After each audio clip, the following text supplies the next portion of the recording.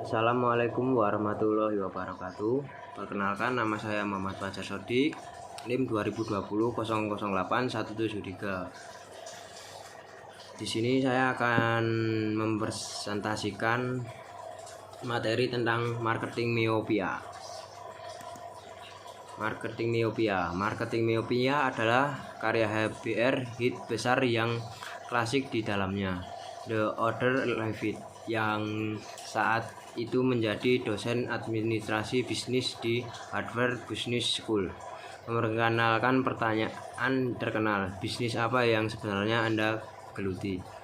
Dan dengan klaim bawah, seandainya eksekutif perkereta-apian melihat diri mereka berada dalam bisnis transportasi daripada bisnis perkereta-apian, mereka akan terus tumbuh. Setiap industri besar pernah menjadi industri yang berkembang, tetapi beberapa yang sekarang sedang berada dalam gelombang antusiasme bertumbuh berada dalam bayang-bayang penurunan lainnya yang dianggap sebagai industri pertumbuhan berpengalaman.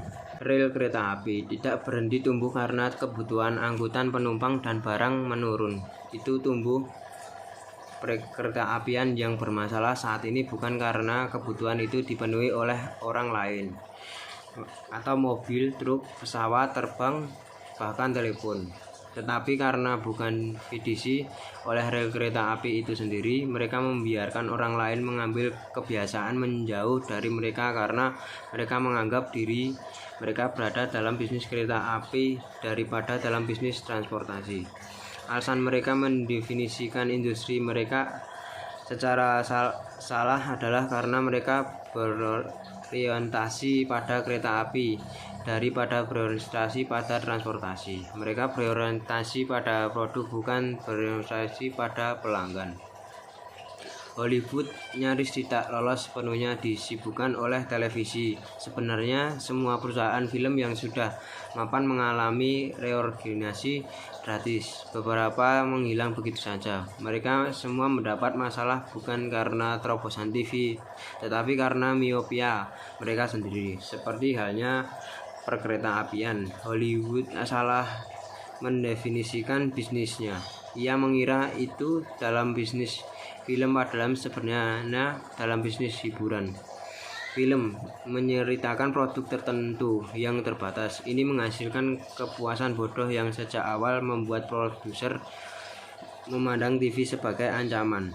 Hollywood mencemooh dan menolak TV ketika seharusnya menyebutnya sebagai peluang untuk memperluas bisnis hiburan.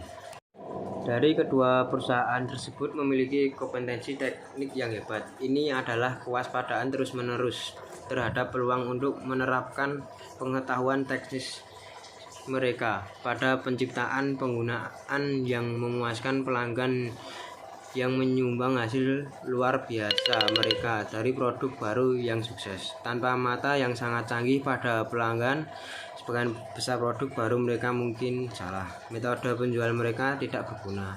Aluminium juga terus menjadi industri yang berkembang berkat upaya dua perusahaan yang diciptakan pada masa perang yang sengaja menciptakan penggunaan baru yang memuaskan pelanggan. Pandangan ini melakukan kesalahan yang telah saya bicarakan. Ketika kita menyebut kereta api, kita harus memastikan bahwa yang kita maksud adalah transportasi. Sebagai transporter, perkereta apian masih memiliki peluang pertumbuhan yang sangat besar. Apa yang tidak dimiliki perusahaan kereta api bukanlah peluang, tetapi beberapa imajinasi dan keberanian manajerial yang membuat mereka hebat. Bahkan seorang amatir seperti Jacques Brezun dapat melihat apa yang kurang ketika dia berkata, "Saya sedih melihat organisasi fisik dan sosial paling maju abad terakhir ini jatuh dalam aib yang lusuh karena kurangnya imajinasi komprehensif yang sama yang membangunnya." Ini adalah salah satu dari produk yang dianggap tidak ada pengganti, yang telah ditahtakan di atas pertumbuhan yang tak terkalahkan. Kemudian kincir air dan mesin uap dipotong menjadi pita oleh fleksibilitas. Kendala kesederhanaan dan ketersediaan motor listrik yang mudah. Sejumlah perusahaan non-utilitas maju dengan baik dalam mengembangkan sel bahan bakar kimia yang kuat, yang dapat disimpan di lemari tersembunyi di setiap rumah yang secara diam-diam mematikan tenaga listrik. Saluran listrik yang mengeluarisasi begitu banyak, lingkungan akan dihilangkan. Siklus yang menipu diri sendiri. Misalnya, sulit bagi orang-orang yang saat ini dengan percaya diri memuji kembaran Mesias elektronik dan bahan kimia untuk melihat bagaimana hal bisa salah dengan industri yang sedang berjalan ini. Mereka mungkin juga tidak bisa melihat caranya seorang pembisnis yang masuk akal. Bisa saja sama Rabunya dengan jutaan Boston yang terkenal yang pada awal abad ke-20 secara tidak sengaja menghukum ahli warisnya dengan kemiskinan dengan menetapkan bahwa seluruh harta miliknya selamanya diinvestasikan secara eksklusif dalam sekuritas tram listrik. Industri yang menganggap diri mereka mengendarai eskalator pertumbuhan otomatis lalu mengalami stagnasi. Secara setiap industri, pertumbuhan yang mati dan sekarat menunjukkan siklus ekspansi yang melimpah yang menipu diri sendiri dan pembusukan yang tidak terdeteksi. Mitos penduduk bahwa keuntungan dijamin oleh yang berkembang dan lebih makmur sangat disukai oleh setiap industri. Ini menghilangkan kekhawatiran yang dirasakan semua orang tentang masa depan. Jika konsumen berlipat ganda dan juga membeli lebih banyak produk atau layanan Anda dapat menghadapi masa depan dengan jauh lebih nyaman daripada jika pasar menyusut. Contoh paling menarik dari hal ini diberikan oleh industri perminyakan. Mungkin industri pertumbuhan tertua kami ini memiliki rekor yang patut ditiru. Meskipun ada beberapa kekhawatiran saat ini tentang tingkat pertumbuhannya, industri itu sendiri cenderung optimis. Tapi saya percaya itu dapat ditunjukkan bahwa itu sedang mengalami perubahan mendasar namun tipikal. Salah satu karakteristik industri ini dan industri lainnya yang sangat percaya pada konsekuensi menguntungkan dari populasi yang berkembang, sementara pada saat yang sama memiliki produk generik yang tampaknya tidak ada pengganti yang kompetitif, adalah bahwa masing-masing perusahaan telah mencari untuk mengalahkan pesaing mereka dengan meningkatkan apa yang sudah mereka lakukan.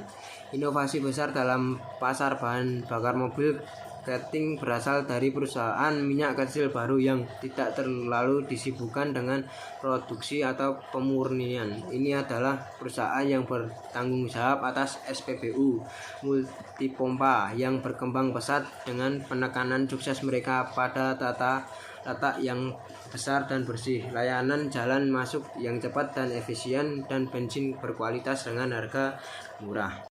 Persaingan minyak bumi. Pertama, minyak mentah sebagai besar merupakan obat paten. Tetapi bahkan sebelum mode itu habis, permintaan meningkat pesat dengan penggunaan minyak untuk lampu minyak tanah. Pada zaman lampu minyak tanah, perusahaan-perusahaan minyak saling bersaing dan melawan lampu gas dengan mencoba meningkatkan karakteristik penerangan minyak tanah. Edison menemukan lampu yang sama sekali tidak bergantung pada minyak tanah. Jika bukan karena meningkatnya penggunaan minyak tanah dalam pemanasan ruangan, lampu pijar akan benar-benar menghabiskan minyak sebagai industri yang berkembang pada waktu itu. Dua inovasi besar terjadi, keduanya tidak berasal dari industri minyak. Sementara perusahaan minyak sendiri memiliki gas yang sekarang bersaing dengan minyak mereka. Industri tersebut tidak memulai revolusi gas alam dan sampai hari ini tidak mendapatkan banyak keuntungan dari pemilikan gasnya. Mereka memulai industri baru yang luar biasa. Pertama melawan saran dan kemudian melawan penolakan perusahaan minyak. Dengan semua logika situasi, perusahaan minyak sendiri seharusnya melakukan revolusi gas. Namun karena mereka tahu bahwa gas alam akan bersaing dengan penjualan minyak panas mereka sendiri, perusahaan minyak mengabaikan potensi gas. Revolusi akhirnya dimulai oleh eksekutif pipa minyak yang karena tidak mampu membujuk perusahaan mereka sendiri untuk masuk ke gas, berhenti dan mengorganisir perusahaan transmisi gas yang sukses secara spektakuler. Setelah Perang Dunia Kedua, industri minyak sangat didorong tentang masa depannya oleh peningkatan pesat dalam permintaan untuk lini produk tradisionalnya.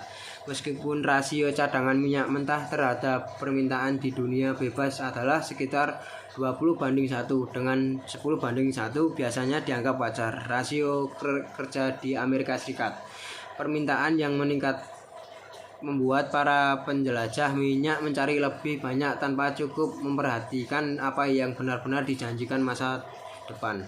Kelimpahan minyak ini telah melemah harga minyak mentah dan produk di seluruh dunia.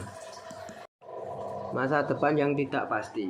Manajemen tidak menemukan banyak penghiburan hari ini di industri petrokimia yang berkembang pesat. Ide penggunaan minyak lain yang tidak berasal dari perusahaan terkemuka. Selain itu, banyak plastik dapat diproduksi dengan minyak yang relatif sedikit. Minyak tidak pernah menjadi industri yang terus tumbuh kuat. Itu telah tumbuh dengan cocok dan mulai selalu secara ajaib keselamatan oleh inovasi dan perkembangan yang bukan buatnya sendiri. Alasan mengapa ia tidak tumbuh dalam perkembangan yang mulus adalah bahwa setiap kali ia mengira memiliki produk unggulan yang aman dari kemungkinan pengganti yang kompetitif, produk tersebut ternyata lebih rendah dan terkenal karena usang. Tapi seperti yang akan kita lihat nanti, itu juga mungkin berada di kaki terakhirnya. Itu membutuhkan mengetahui apa yang membuat bisnis sukses. Tekanan produksi industri. Produksi massal didorong oleh dorongan besar untuk memproduksi semua yang mereka bisa. Prospek penurunan biaya per unit yang tajam karena output meningkat lebih dari yang biasanya dapat ditolak oleh kebanyakan perusahaan. John Galbraith berpendapat bahwa yang terjadi justru sebaliknya. Galbraith mengetahui sesuatu yang nyata, tetapi dia melewatkan poin strategisnya. Tapi yang biasanya ditekankan adalah penjualan, bukan pemasaran. Proses yang lebih canggih dan kompleks. Industri ini telah memasang keberuntungannya untuk persyaratan tanpa henti dari perubahan modal tahunan, sebuah kebijakan yang membuat orientasi pelanggan menjadi kebutuhan yang sangat mendesak. Sejauh pelanggan diakui memiliki kebutuhan yang harus dicoba dipenuhi oleh pabrik, Detroit biasanya bertindak seolah-olah pekerjaan dapat dilakukan seluruhnya dengan perubahan produk. Ford adalah pemasar yang paling cemerlang dan paling tidak masuk akal dalam sejarah Amerika.